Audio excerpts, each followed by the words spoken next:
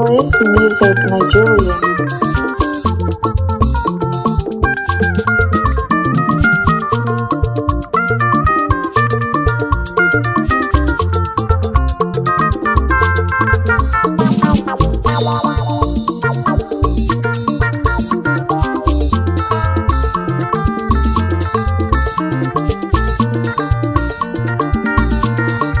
Yes, sir.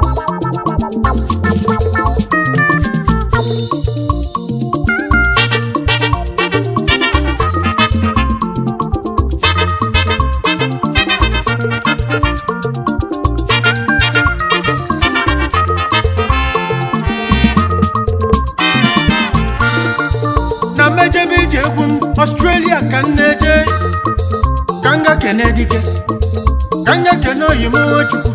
Brazil ka m si jeberu Maurice Nweze Kaba ka m ga fụ nwa dị iche n'ikpe ya onye obodo na-akụla aka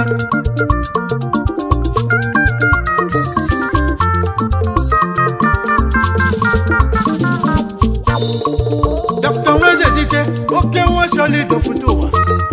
Olido Nweze Kaba na anụ Igbo na Olido kisi jebe njem gụsị akwụkwọ wechebe obodo oyibo wepụta ezigbo oyibo ike na-eme mma ike na-emeta obodo mma Nweze n'Igbo odogwu Nweze nweje aba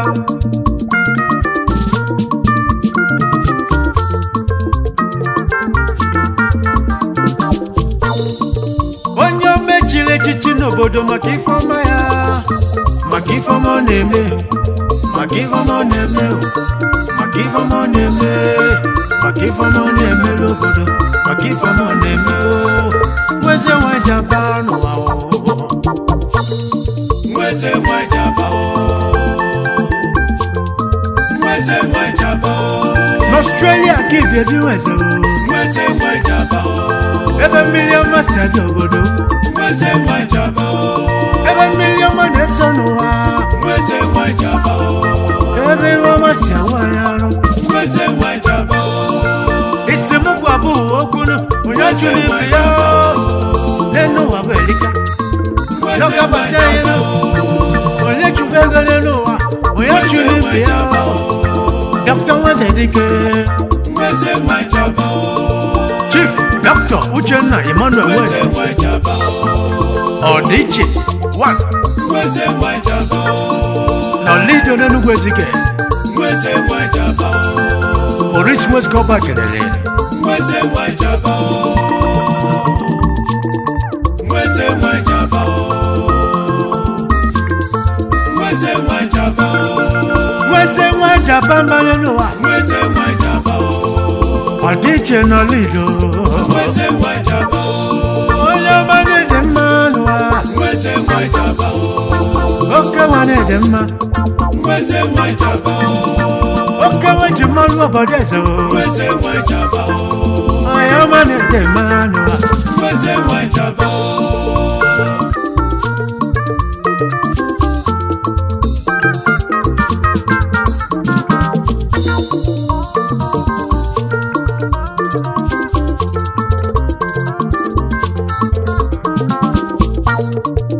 anyị ekenebezienu odozi obi gị ezi nwanyị ọma nwanyị m obi dị elu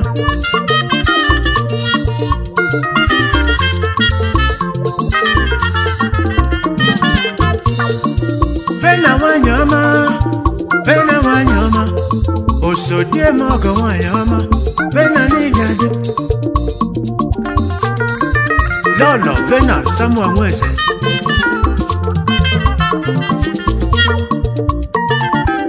osodie m ọgọ n'ụwa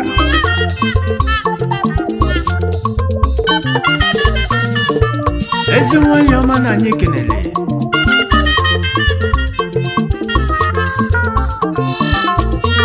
isi m kene ezi nna gị ụzọ Chukwu dị mma n'Olido n'ezie n'ụzọ Chukwu dị mma ụzọ Chukwu asọgwe m ụzọ Chukwu dị mma n'ụwa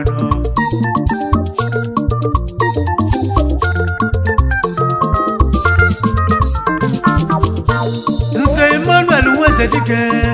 n'olido onye ọma dede ekene gị Chairman Enugu State Petroleum Dealers Association ife ego na-eme n'olido onye ọma anyị ekene gị isi mụ kenekwa ezi nne gị Ugodi ya nwanyị mara obi dị ya nụ Lolo Beatrice nwoke ego nweze onye ọma mama obodo oyibo mama Dr. Nweze anyị kelele ụwa fụzie n'ụmụnne nwa mama n'olido ndị ọma olido jemọnụ Ikechukwu Nweze pụta ka na bapụtabazie n'ome n'ebe nwanyị ebidogo Aike Nweze na anyị kelele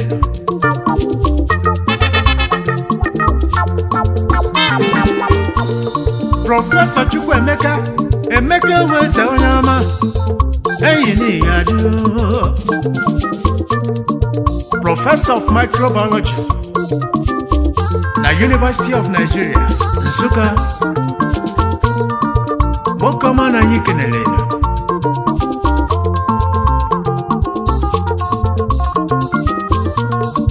na anyị ekenebezielu Nweze nwanyị ọma nne Nweze nwanyị ọma na-egadi Barrister Ebele Odumegwu ezi nwanyị ọma na anyị kenele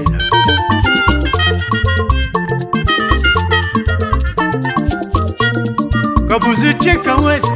the computer engineer nwolido n'iga adịrị anyị kechi anyị kelele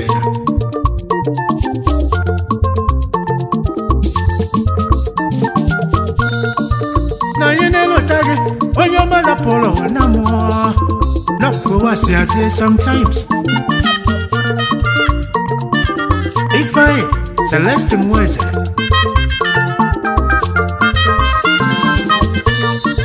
na anyị na-elota gị n'ụwa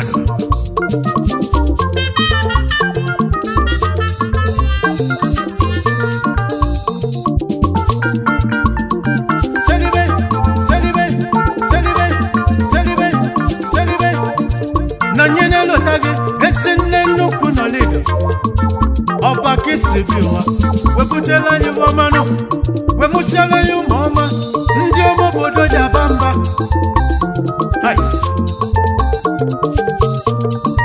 na anyị efulu na ya nụ mana Chukwu ofukalezili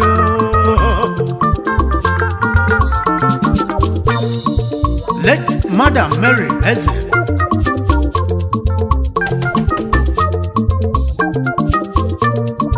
na anyị na-eleta gị n'ụwa mana Chika Odezere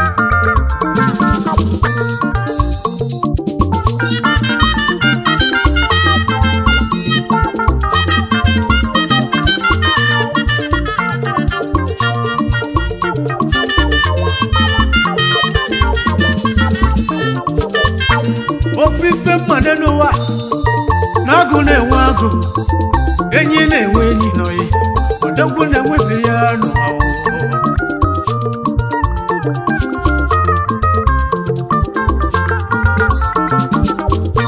Dr. Nweze oke mmọnwụ ma mmọnwụ ibe ya na ndị ezi oyelika na aba ka aja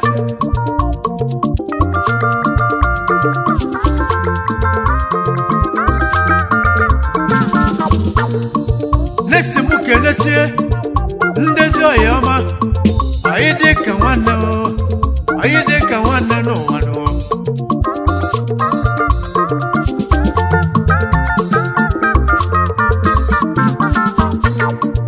na nye kenebezie onye mechi one of our league eze n'ihe adịrị anyị Igwe Augustine Agachi onye mechi one n'Olido Kingdom Oyoma na anyị kelele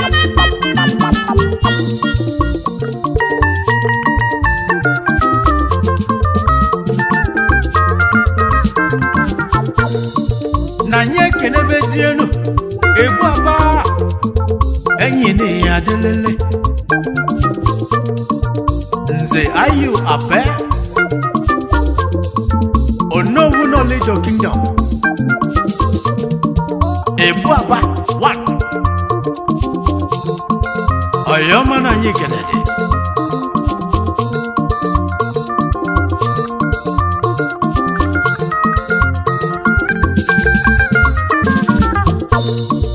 Nenwelu ofu onye Dr. Chima Eze Jiofọ Agbogide nke mbụ na Trinidad and Tobago Adaze kese poto ụwa nọ onye ọma anyị dị ka nwanne anyị dị ka nwanne Don Chechila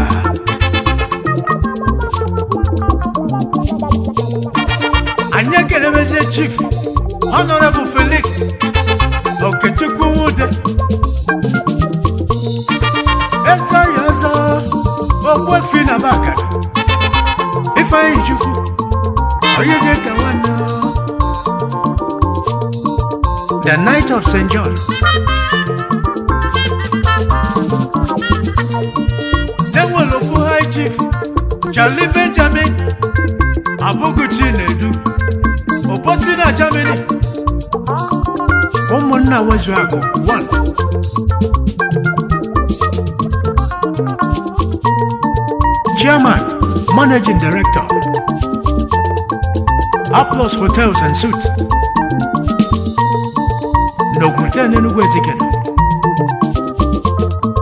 Oyoma na anyị kenede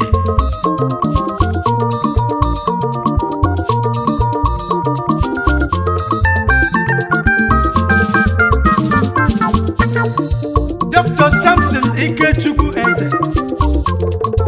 Okosisi Ụmụ Enugu Ezekene kesịrị Chief Medical Director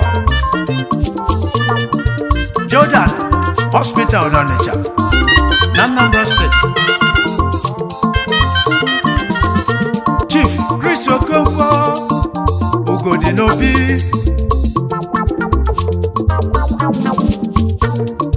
Ugodinobi Nanam Chairman Silicon Valley Resort Enugu State, Nigeria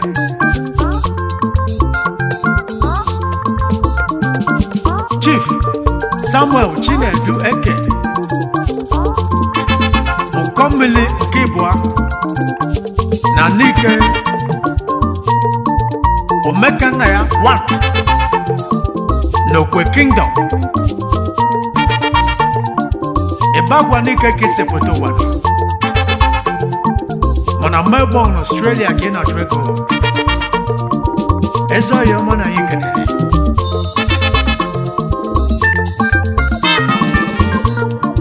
N'anya kenebe Chioma Nwuli Akụ Nwafọ Eze nwanyị ọma o Osodieme Akụ 1 na Batata Kisepoto 1 Mana New York na USA kibizinu Oyoma na anyị kenede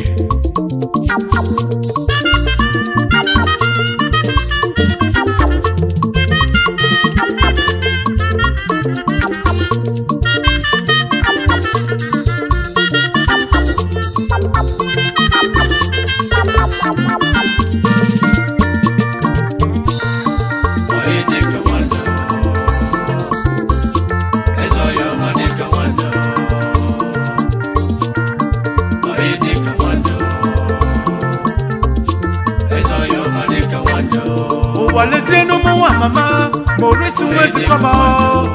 Oke wachi nemelu Dr. Mwezi Dike Nande yo yelika Nebezi ka yevido kuwa Nesi muke nezi yo Oyoma Oyedika wane noa Chief Polo Mafia Onowu na Bachana Nkeke fina chukwe fyoso kibo Oyoma na anyị kenede Dr. Awel Onyekwelu Umaru Okolo Chinemeze Medical Director All Hallows Hospital N'Ọnịcha na Anambra State Ezoyoma na Ikene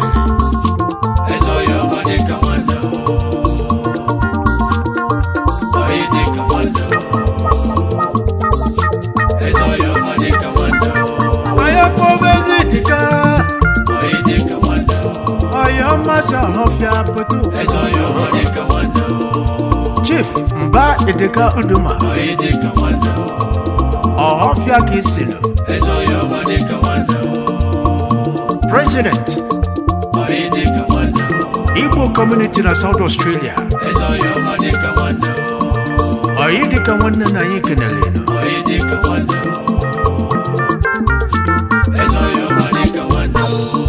Newalo Fonye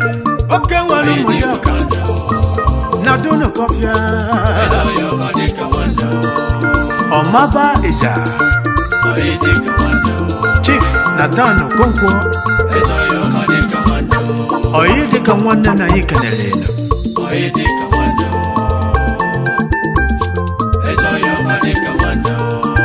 Igwe Emmanuel Emeka Malife Ofunwano Monya Anambra State Kisi Akaume 1 Namusha Spain Oyoma na Yikeneleno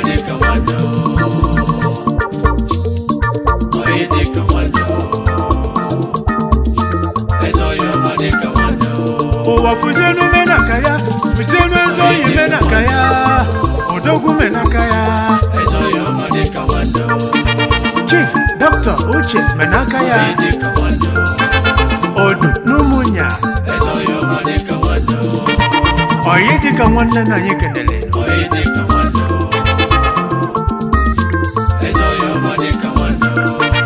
Kino dozi obigi Kino dozi obigi Esewoyoma Dr. Mrs. Adeze Menakaya Okasiabala the second Numunya Esewoyoma na Yikeneleno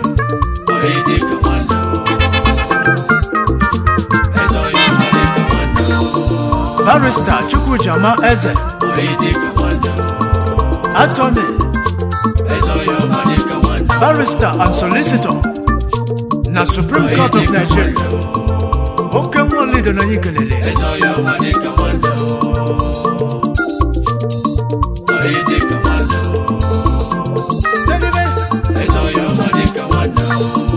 Honorable Samson Ogwai Umwa Binolido Kisino Oyoma na Yikeneleno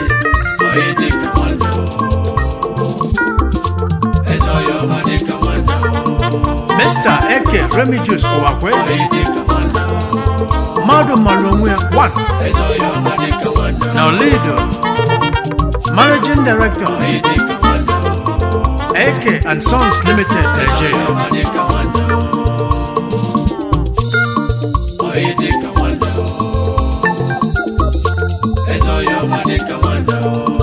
Certified Member National Accountant of Nigeria Oyoma na Yikeneleno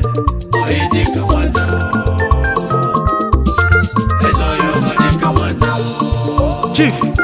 Elijah Ale Odioko number 2 Olido Nenugwezike Kesebi 1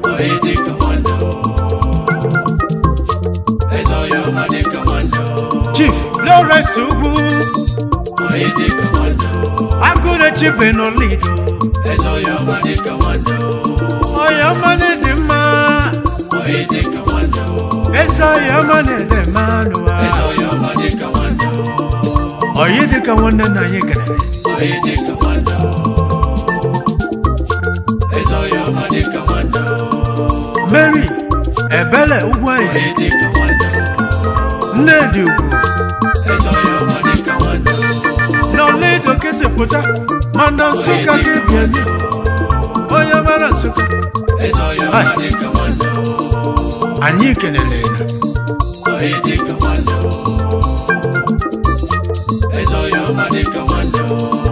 anyị ejebezi ajị ime n'ugwu Ezike ka anyị ga-ekene oke nwa ikwene dubi ya ikwene chibi ya eze na ị ga-adịlele nwechi mmadụ obodo ezudo. Yes sir. His Royal Highness Igwe Simeon Osisi Itodo, the Grand Patron Enugu State Traditional Rulers, anyị kenele Nenwelo ofu High Chief oke nwa ọgaranya bịa na-ebulu oche Dr. Emmanuel Abugu Chukwuma, Chairman, Managing Director, Majestic Target, na Malaysia.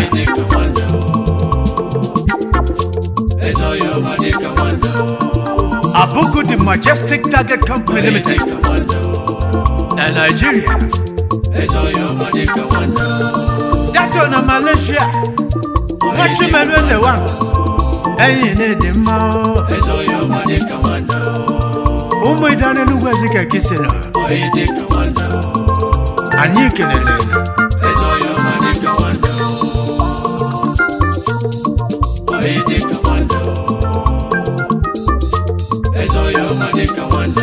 Dr. Aji Marcus Ogbonna Nna Yelugo One Numubulo Kisibiwa Consultant Ophthalmic Surgeon Oyama anyị kenele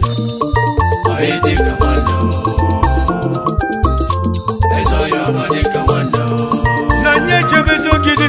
Kage kenene zo yama Oyedika wanenu Chief John Eze Iche 1000 na mpamte n'ugwu Ezike kisino anyị kenele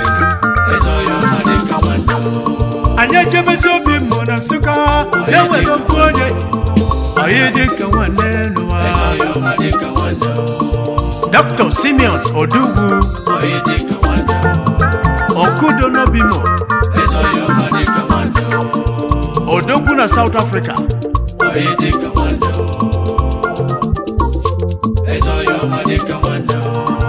Odomere Sharuguwa Nojena Nwayo Adalu Aruno Chairman Managing Director Lobby Holdings na South Africa Oyama na anyị kenele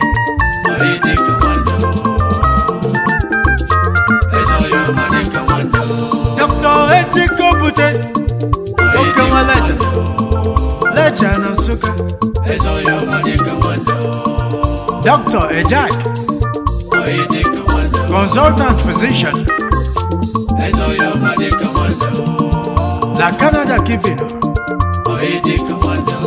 Oyedika nwanne na anyị kenele Dr. Chinyere Victoria Chibuko Zonal Coordinator of Guidance and Counseling Services BPSMB na Nsụka Zone Member CCYC Oyama na anyị kenele Mrs. Nnadi Mabel Ngozika Counselor onye ndụmọdụ n'ụwa nọ Member CCYC Oyedika nwanne na anyị kenele Mr. Nicholas Ayok Ọhagoja Nwahago Ayoko na mbe Enugu Ezike mana London BBC Oyoma na anyị kenele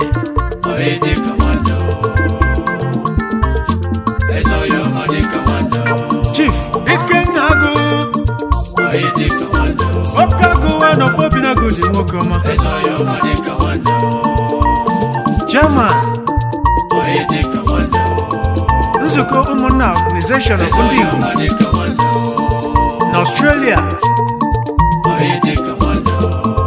Ezo Oyedema na anyị kenele Gị n'odozi akụ gị Gị n'odozi obi gị Ezi nwanyị ọma Lolo Kathleen Agụ Anya Fulugo nwanyị dị mma na anyị kenele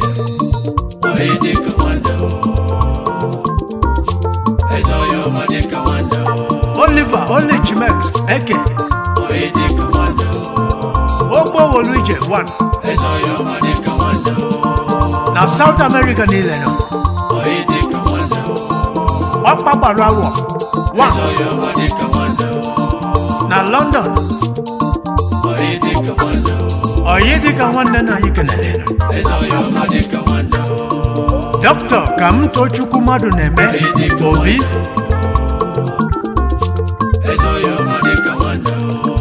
Medical Director Chukwu Nonso Specialist Hospital and Maternity Noko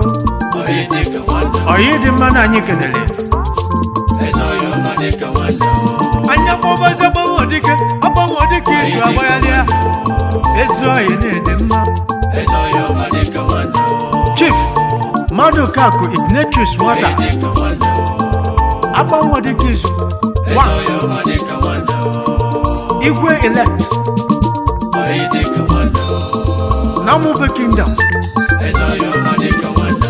Oyedika nwanne na anyị kenele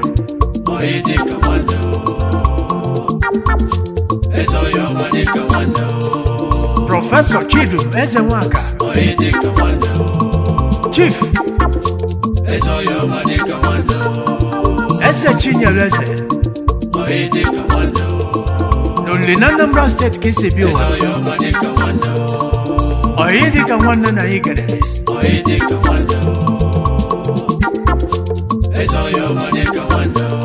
N'ibia zenu n'Imo State na-enwere ofe ezi Oyoma Oyedika nwanne Barrister Udoka Chinedu Anyanwụ Udo na-edi abalị Itafọrukwu na Mbaise ka isi Oyoma na anyị kenele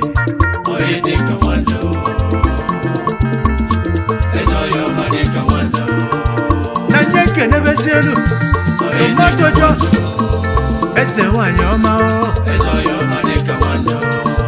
Lady Imelda Nnamdi Ugo Simba 1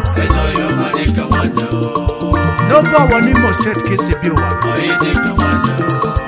Oyoma na anyị kenele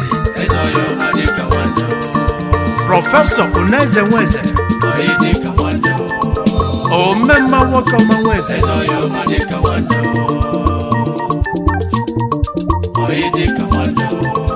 Iche Ordinary n'Imo State ka esi pụta Oyoma na anyị kenele Uzi Obinna The Quantity Surveyor Omelora 1 n'Australia Nesini Hitembise n'Imo State ka esi Oyoma na anyị kenele Accountant Chika Ụlọakụ Okeado Nesini Hitembise n'Imo State ka esi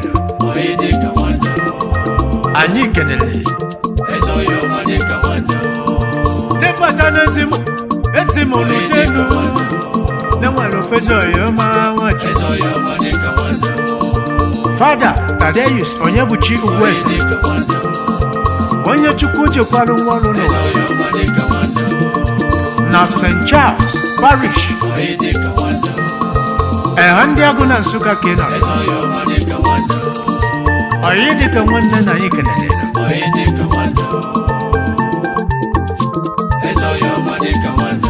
Uwalezi enoke nwa Abia State Oyedika nwanne nuwa Father Kevin Nkemdirim Njoko Oyomadika nwanne na ikenele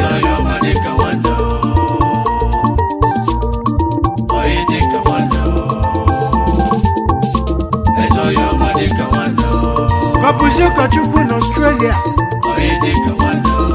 Mwikwe no na Abia State Father Ikechukwu Echewodo Oyoma na nyikenele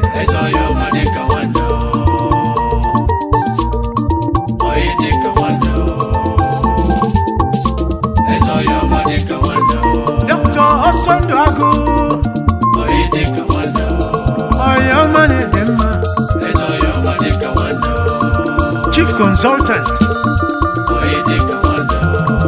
OBGYA na Port Harcourt Kenan Oyoma na nyikenele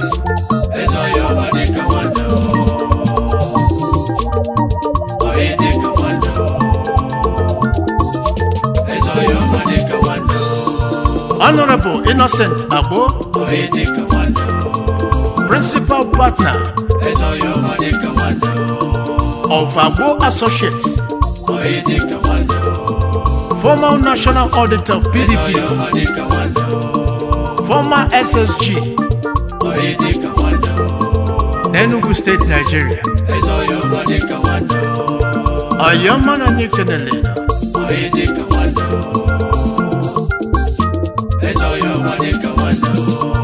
Architect Nnamdi Ezekiel Oji Ebubako 1 Numogwale Oyoma na ikenele Gino dozi obigi Gino dozi abigi Ese Oyoma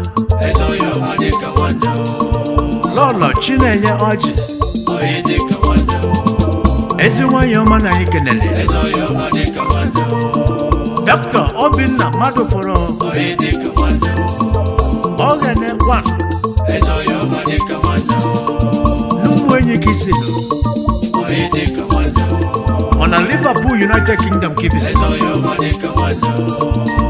Oyoma na nyikenele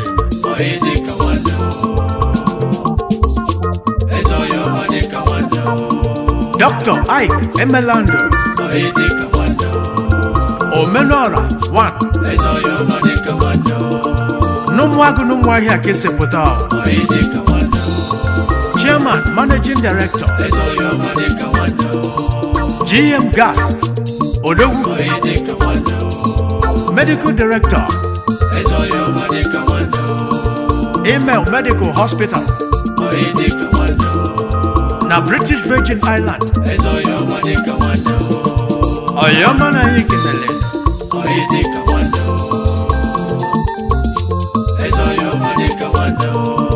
Dr. Kelechi Francis Ahautu Chief Consultant Orthopedic Surgeon na National Orthopedic Hospital Enugu State, Nigeria Oyoma na nyikenele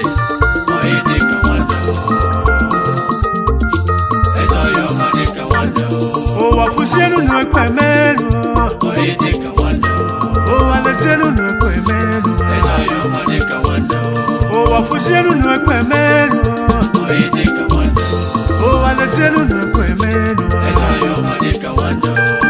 Prince Johnson Ape Ekweme one n'ụmụ ogbu ọgụ ka isi bi ụwa mana South Korea ka ibisi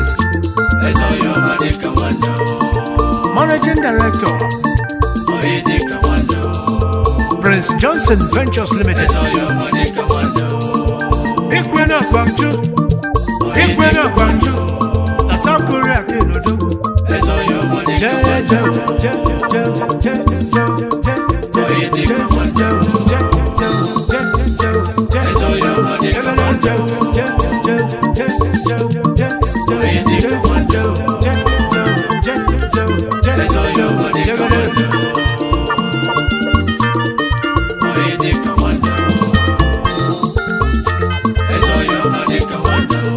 Walezenu muwa mama Morisi mwezi koba Oke wachi nemele